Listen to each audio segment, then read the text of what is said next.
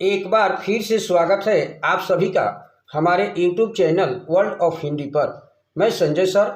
आज मैं आपके कक्षा 8 से हिंदी की पाठ्यपुस्तक वसंत से पाठ 9 कबीर की साखियाँ का प्रश्न अभ्यास पढ़ाने जा रहा हूँ। पाठ 9 है कबीर की साखियाँ, जिसके कवि हैं संत कबीरदास जी। सबसे पहले मैं प्रश्न अभ्यास की ओर चल रहा हूँ। मौखिक प्रश्न है, निम्नलिखित प्रश्नों के उत्तर संक्षेप में दीजिए। प्रश्न संख्या 1 है, साधु से क्या पूछना चाहिए और क्या नहीं, क्यों? उत्तर है साधु अर्थात सज्जन पुरुष से ज्ञान की बात पूछनी चाहिए, उसकी जाति नहीं, क्योंकि मनुष्य का उद्देश्य ज्ञान प्राप्ति से पूरा होगा, न कि साधु की जाति से। प्रश्न संख्या 2 है, साधु का स्वभाव सामान्य व्यक्तियों से किस प्रकार भिन्न होता है? उत्तर है साधु अर्थात सज्जन पुरुष जाति पाति की भावना से ऊपर उठकर प्रभु की भक्ति करते हैं, वे जाति पाति का महत्व नहीं देते हैं। प्रश्न संख्या 3 है, कबीरदास जी किसकी निंदा नहीं करने की सीख देते हैं? उत्तर है कबीरदास जी कमजोर लोगों की निंदा नहीं करने की सीख देते हैं। प्रश्न संख्या 4 है, अहंकार क्यों त्यागना चाहिए?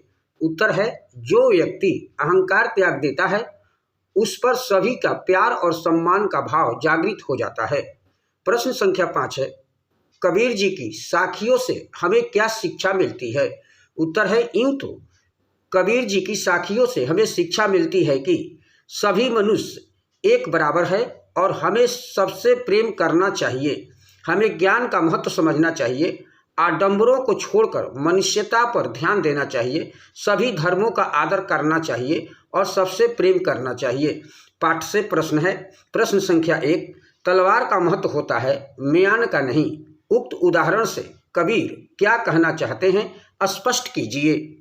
उत्तर है कबीरदास जी के अनुसार मनुष्य की सुंदरता उसके शरीर के अपेक्षा उसके गुणों से ही आंकना चाहिए, क्योंकि शरीर तो बाहरी आवरण है जबकि सच्चाई उसका अंतर्मन है। क्योंकि जब हम तलवार खरीदने जाते हैं तो उसकी कीमत म्यान देखकर नहीं लगाते हैं, इसीलिए कवि कहते हैं कि तलवार का महत्व होता है, म्यान का नहीं। प्रश्न संख्या 2 है, पाठ की तीसरी साखी जिसकी एक पंक्ति है, मनुआ तो दहु दिसी फिरे यह तो सुमिरन नहीं, के द्वारा कबीर क्या कहना चाहते हैं? उत्तर है पाठ की तीसरी साखी में कबीरदास जी कहना चाहते हैं कि मनुष्य का मन चंचल होता है, वह हाथ में माला और जुबान पर हरि नाम तो जपता रहता है, किंतु भगवान का नाम लेना तब तक सार्थक होता है जब मनुष्य अपने चंचल मन पर काबू पा लेता है। प्रश्न संख्या 3 है, कबीर घास की निंदा करने से क्यों मना करते हैं? पढ़े हुए दोहे के आधार पर स्पष्ट कीजिए।